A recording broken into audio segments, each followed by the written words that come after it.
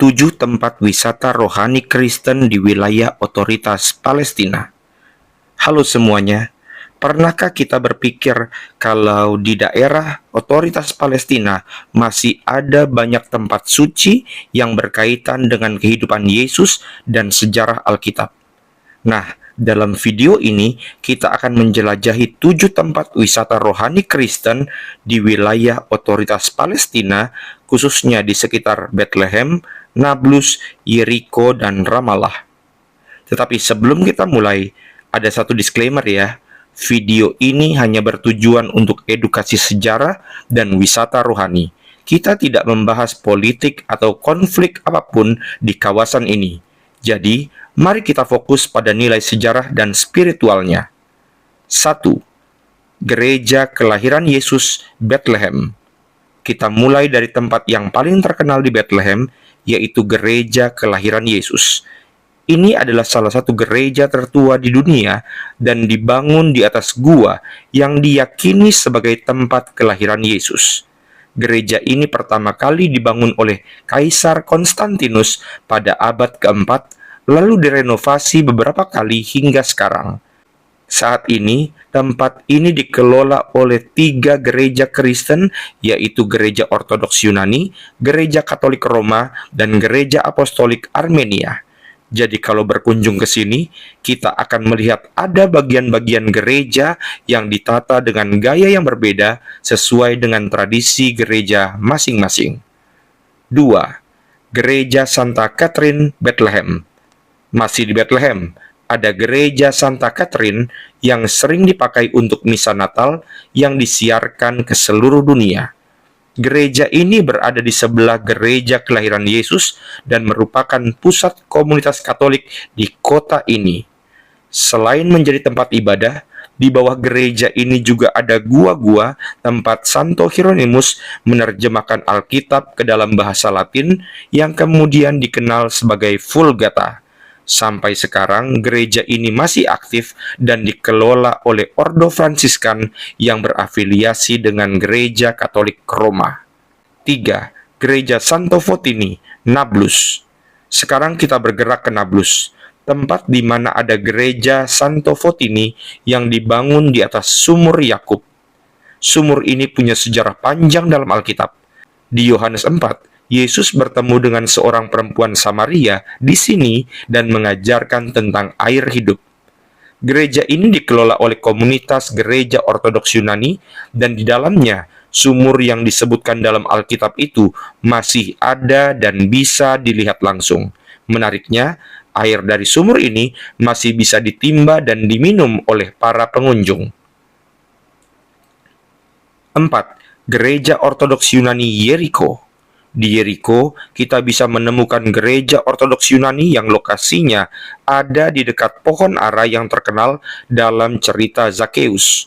Di Lukas 19, Zakheus adalah seorang pemungut cukai yang ingin melihat Yesus, jadi dia memanjat pohon ini. Tetapi Yesus malah memanggilnya turun dan akhirnya Zakheus bertobat. Sekarang, pohon ini masih bisa ditemukan di area gereja dan gerejanya sendiri dikelola oleh Patriarkat Ortodoks Yunani Yerusalem. 5. Gereja Bukit Pencobaan di Yeriko. Di Yeriko ada Gereja Bukit Pencobaan atau yang lebih dikenal sebagai Monastery of the Temptation. Tempat ini diyakini sebagai lokasi di mana Yesus dicobai oleh iblis setelah berpuasa 40 hari. Gereja ini terletak di tebing curam dan bisa dicapai dengan kereta gantung atau mendaki tangga yang cukup menantang. Gereja ini dikelola oleh Gereja Ortodoks Yunani dan di dalamnya ada gua yang diyakini sebagai tempat Yesus berdoa selama masa pencobaannya. 6. Gereja Kabar Sukacita di kota Ramallah. Gereja ini dibangun untuk memperingati peristiwa ketika malaikat Gabriel menyampaikan kabar kepada Maria bahwa dia akan melahirkan Yesus. Gereja ini dikelola oleh Gereja Ortodoks Yunani dan sering digunakan oleh komunitas Kristen setempat untuk berbagai perayaan liturgi, khususnya saat masa Advent dan Natal. Walaupun tidak sebesar gereja di Bethlehem atau Yerusalem, tempat ini tetap menjadi pusat spiritual bagi umat Kristen di Ramallah. 7. Gereja Lazarus di dekat Yeriko. Tempat terakhir yang akan kita bahas adalah Gereja Lazarus di El Azaria, tidak jauh dari Yeriko. Tempat ini dipercaya sebagai lokasi makam Lazarus yang dibangkitkan oleh Yesus dalam Yohanes pasal yang ke-11. Meskipun situs aslinya sudah berubah seiring waktu, namun gereja ini dikelola oleh Ordo Fransiskan dan masih aktif digunakan untuk misa dan ziarah. Salah satu daya tarik utama tempat ini adalah gua makam Lazarus yang masih bisa dikunjungi sampai sekarang.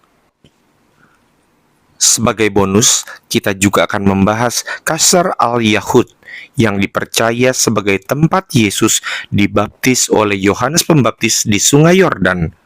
Dalam Matius 3 ayat 13-17, Yesus datang ke Sungai Yordan dari Galilea untuk dibaptis, dan saat itulah langit terbuka, Roh Kudus turun seperti burung merpati, dan suara Bapa dari sorga terdengar. Sekarang, Qasr al-Yahud dikelola oleh Otoritas Alam dan Taman Nasional Israel, tetapi letaknya berada di tepi barat di bawah yurisdiksi Otoritas Palestina.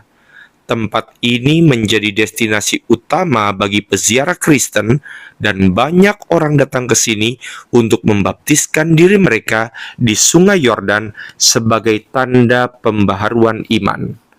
Uniknya, di seberang sungai di sisi Yordania juga ada situs serupa bernama Al-Maktas yang diklaim sebagai lokasi pembaptisan Yesus. Meskipun ada dua lokasi yang dikaitkan dengan peristiwa ini, Qasr al-Yahud tetap menjadi salah satu tempat ziarah Kristen paling banyak dikunjungi di dunia.